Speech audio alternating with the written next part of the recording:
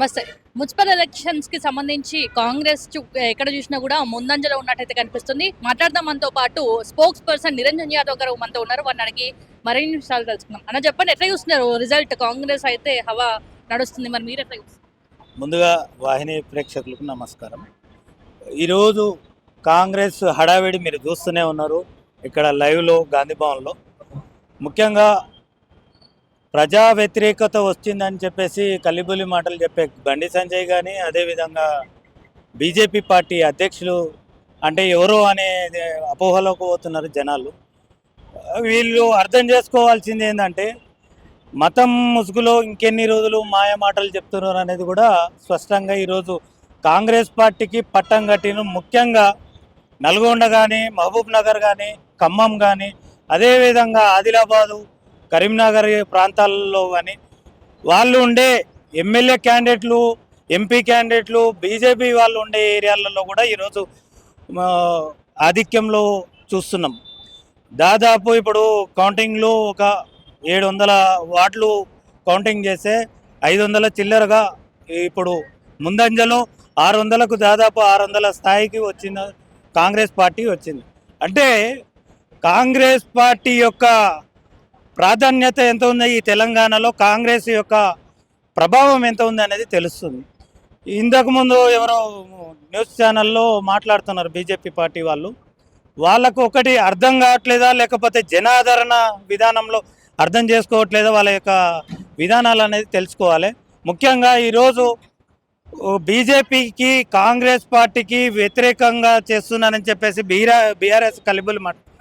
BJP party మేము CBI, Kaleshwaram అవి అని అపోహలు చెప్పి 24 గంటల్లో అరెస్ట్ చేస్తాం బీఆర్ఎస్ వాళ్ళని చెప్పేసి అట్లా కూడా కల్బిల్లి మాటలు చెప్పి పబ్బం గడుపుకున్న రోజులలో చూస్తున్నాం. వాటిని ఈరోజు ముందంజలో కాంగ్రెస్ ఉండడం అనేది ప్రాధాన్యత ఎంత ఉందనేది స్పష్టంగా భారీ మెజార్టీలో ఈరోజు కాంగ్రెస్ పార్టీ భారీ మెజార్టీలో మున్సిపల్లో కూడా రాబోతున్నది. దానికి నిదర్శనమే 500 వార్డులు, 700 కౌంట్ చేస్తే 500 వార్డులు ముందంజలో ఉంది, 400 వార్డులో గెలిచింది. అంటే 2581 వార్డులలో ఈరోజు దాదాపు 1600-1700 ముందంజలో ఉంది. అంటే మనం అర్థం చేసుకోవాలి.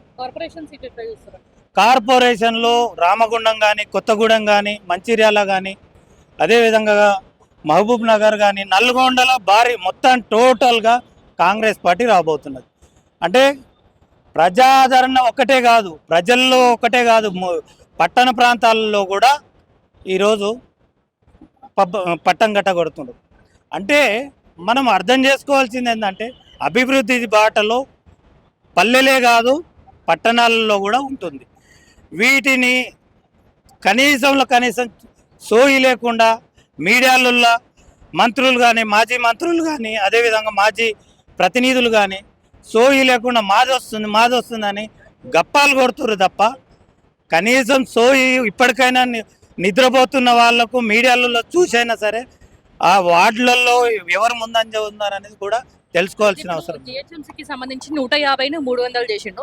దాన్ని 3గా విభజించిండు: సైబరాబాద్, హైదరాబాద్, మల్కాజ్గిరి. అయితే హైదరాబాద్ కి ముఖ్యంగా ఎంఐఎం కి వత్తాసు పలకడానికి ఇదంతా జరుగుతుంది అని చెప్పేసి అంటుంది. ఇప్పుడు ఎంఐఎంకు ఒత్తాసు పలకడం అనేది కాంగ్రెస్ పార్టీ ఎప్పుడు కూడా ఏ పార్టీ కూడా కొమ్ము కాయదు. అది తెలుసుకోవాల్సిన అవసరం వాళ్ళకి ఎంతో ఉంది, ఎవరైనా సరే అడిగే వాళ్ళకు. ఎందుకంటే కాంగ్రెస్ పార్టీ సిద్ధాంతాలకు, కుల మతాలకు అతీతంగా ఉంటుంది. ఈ భారతదేశంలో ప్రజలకు, ప్రతి ఒక్క పేదవాడికి, ప్రతి ఒక్క బడుగు బలహీన వర్గానికి ముఖ్యంగా వాళ్ళకు ముందంజలో ఉండి వాళ్ళ యొక్క సంక్షేమాల గురించి పాటుపడి పనిచేస్తుంది. ఇది తెలుసుకోవాలి. ఈరోజు హైదరాబాదులో జిహెచ్ఎంసీ ఏరియాలో కేవలం ఎంఐఎంకు, అదేవిధంగా కొన్ని పార్టీలకు అతీతంగా ఉంటుందంటే అది తప్పు.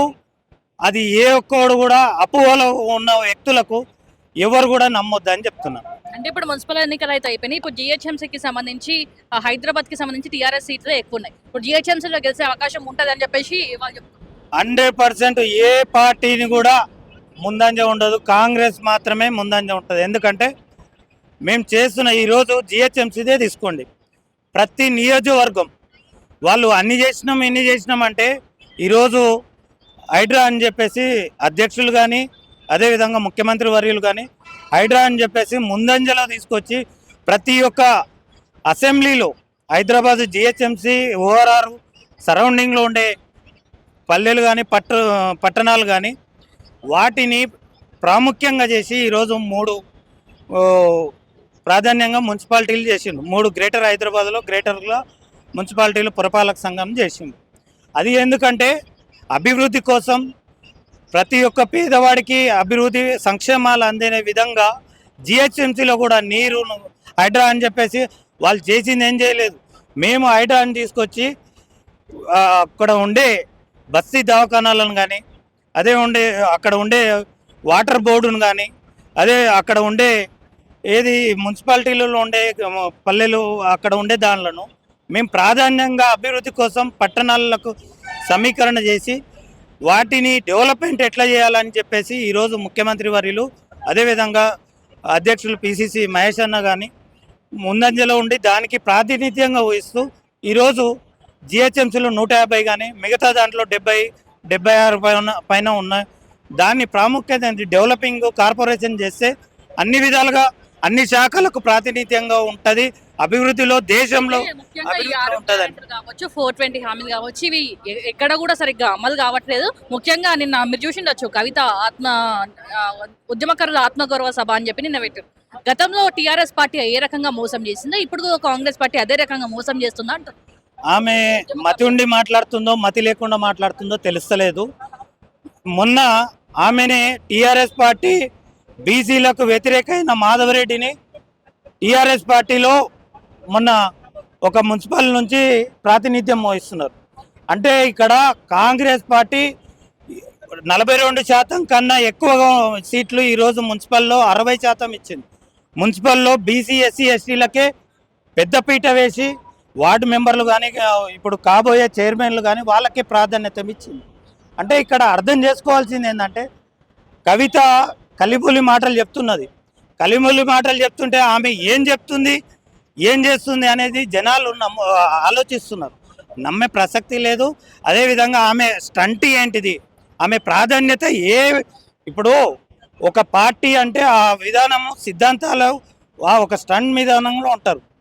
కవిత ఒక ఆలోచన ధోరణి లేక కవిత గారు ఒక ఆలోచన ధోరణి లేకుండా రోజుకో పాట పూటకో మాట అని చెప్తూ పబ్బం గడుపుతుంది తప్ప ఏదో జనాలు నన్ను నమ్మతలేరు కాబట్టి దాని గురించి నేను ఏదో ఒకటి చెప్తే మీడియాలలో చెప్తే నమ్ముతారనే ఉద్దేశంతో ఆమె చెప్తుంది. కానీ నమ్మే ప్రసక్తి జనాల్లో లేరు. ఆమె దగ్గర కనీసం ఒక ఎమ్మెల్యేనో ఒక ఎంపీఓ ఉంటే ప్రాధాన్యం ఇవ్వచ్చు. ఆమె చెప్పే మాటను కూడా కనీసం మీడియాలు కూడా ఆదరించట్లేదు అనేది మనం చూసుకోవాలి.